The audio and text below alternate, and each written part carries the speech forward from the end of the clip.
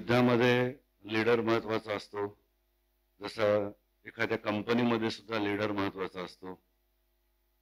मग ते घरातलं कुटुंब असू दे, कुटुंबाचा कर्ता पुरुष असू दे, कॉर्पोरेट वर्ल्ड मधला कंपनीचा मेन डिरेक्टर सीईओ असू दे, नंतर युद्धामधला प्रधान असू दे, त्याचं जर अवसान गळून पडलं तर संपूर्ण त्याच्या पाठीमागे उभ्या असणाऱ्या सैनिकांचं, व्यक्तींचं अवसान गळून पडतं, तेही गलित कातर होतात. तर अशा अवस्थेमध्ये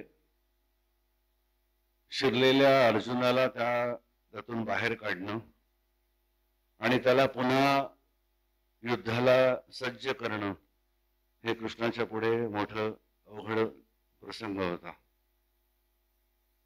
हे सगळं ठीक आहे, हे आपण समजून घेऊया. पण मुळात जर नीट विचार केलात तर कृष्ण आणि अर्जुन ही जोडगोळी नेमकी आहे काय? कृष्णानं अर्जुनालाच भगवद्गीता सांगितली, इतरांना नाही. कृष्ण म्हणजे नेमकं तत्व काय आहे, अर्जुन म्हणजे नेमकं तत्व काय आहे, हे खरं म्हणजे भगवद्गीतेमध्ये खूप कोडेड पद्धतीने सांगितलेलं आहे. ते आज समजून घ्यायची वेळ आलेली आहे. कारण ते समजून घेतलं तर आपलं सगळ्यांचं आयुष्य बदलून जाणार आहे. कृष्ण आणि अर्जुन या जोडगोळीपैकी पहिल्यांदा कृष्णाचा विचार करूया. कृष्ण हे तत्व आहे, पक्क लक्षात ठेवा. कृष्णाच्या जन्माची जर कहाणी आठवलीत तर पहिल्यांदा 7 मुलं त्याच्या आई वडिलांची त्याच्या सख्या मामानं कंसानं मारलेत आणि 8वा जो वाचला तो होता श्रीकृष्ण. प्रत्यक्षात तुमच्या माझ्या प्रत्येकाच्या देहातली जी 7 चक्र आहेत, देहातले जे 7 धातू आहेत,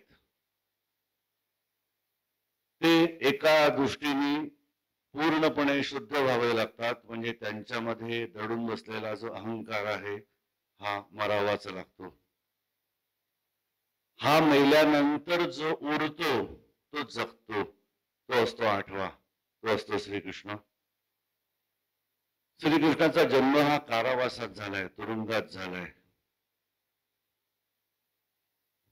प्रत्येकाचं श्रीकृष्ण म्हणजे कृष्ण हे तत्व, तुमची मूळ अयम पुरुषः ही तुमची जी स्वतःची जीवात्म्याची ओळख आहे, मी परमेश्वर आहे, ही ओळख प्रत्येकाची एका तुरुंगात अडकलेली आहे.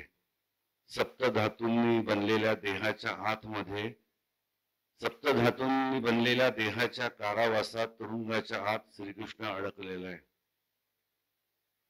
केशव या शब्दाची फोड अशी आहे, क अधिक ईश अधिक व. The whole Hindu philosophy, mythology says our life cycle, the problematic life cycle has originated with one question, कोहम, मी कोण आहे. आयुष्यभर आपण प्रत्येकाला मीच का, कधी, कुठे, कशाला, केव्हा, काय म्हणून, मीच का.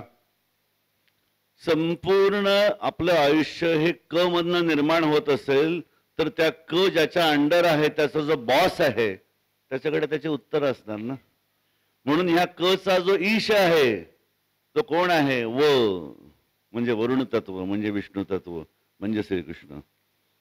त्यामुळे आपण देवाला काय नावाने हाक मारतोय त्याप्रमाणे आपल्याला एनर्जी मिळते.